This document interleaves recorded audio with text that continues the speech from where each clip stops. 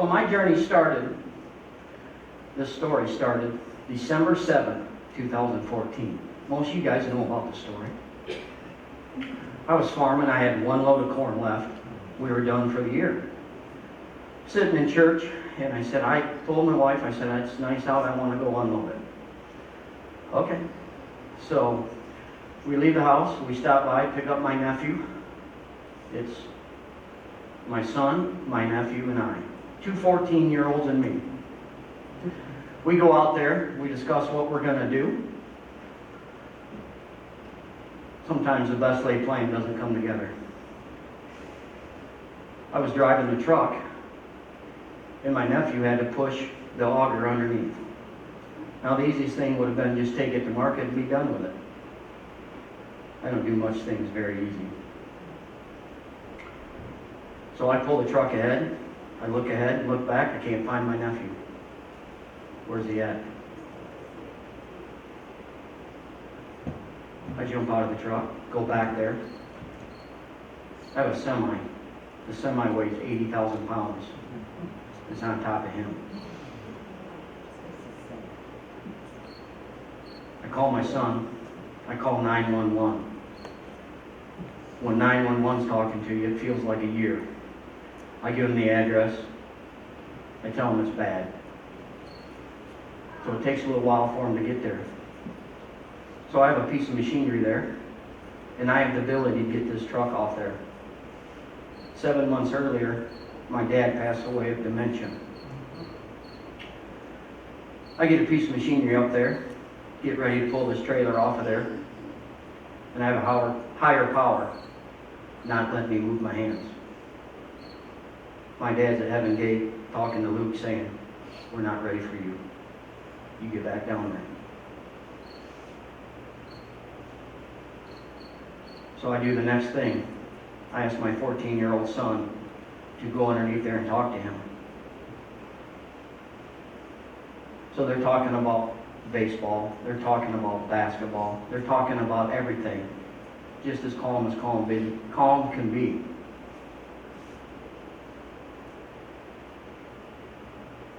I have a vision, and I know my son's got the same vision, but it didn't matter.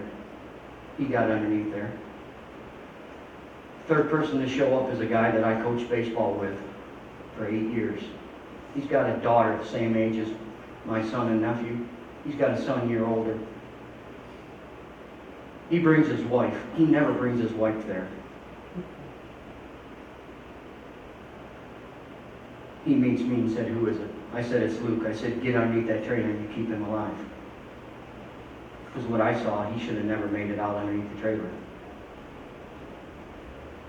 So they get 3 jaws. Instead of crunching, they open the jaws up. 3 of them to get it off. Jim Thompson, the fire department, is calling everywhere to get a helicopter because we don't have much time. At this time, my middle sister, who's a PA, is there doing everything she can do.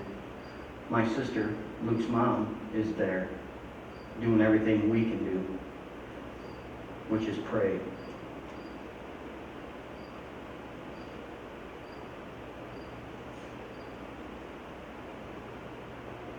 So they get him out, no helicopter.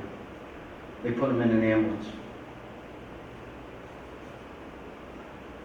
My oldest sister, Lucy, Luke's mom, says, Sarah, you ride with him. So if there's any issues, you can help save him. Should have never made it out underneath the truck. Should have never made it to the hospital. I stick around. I got to talk to the fire department. I got to talk to the police. My good buddy from around the corner drives me to the hospital. And that whole time I'm thinking I'm losing my family. This doesn't happen under my watch. A lot of bad things happen to good people. That's a question nobody will ever know. We get to the hospital, I can't get out of the car. He says if you can't do it together, or if you can't do it by yourself, we'll do it together. So we walk in the hospital. By the time I get to the hospital, there's 100 community people there. They want to know how everybody's doing. I get up to the 3rd floor. I can't get out of the elevator. Goes back down. My good buddy finds me. He said, if you can't get out of this elevator by yourself, we'll do it together. I get out of the elevator. My sister, brother-in-law, and mom there. I don't know if they're going to swing at my head or what they're going to do. My sister says, I got to tell you something. I said, I can't handle any bad news. No, it's good news. Luke's stable, which is a miracle. Should have never made it out from underneath the truck. Should have never made it to the hospital. We're 2 for 2 right now.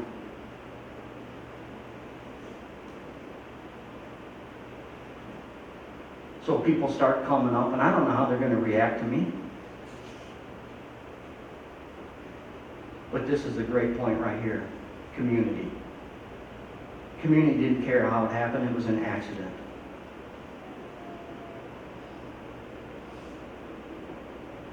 Luke went through surgeries. One day, I walk over there. I make a surprise visit. I get there.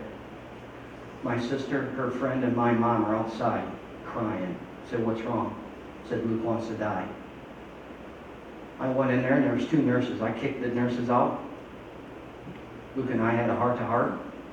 5 minutes later, I walked out and I said, you guys get back in there. Let's go eat. What did you say to him? I said, only I could tell what I told him.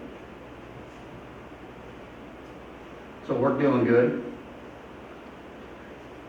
He's getting there. He's having surgeries. He's getting there. We have some minor bumps in the road.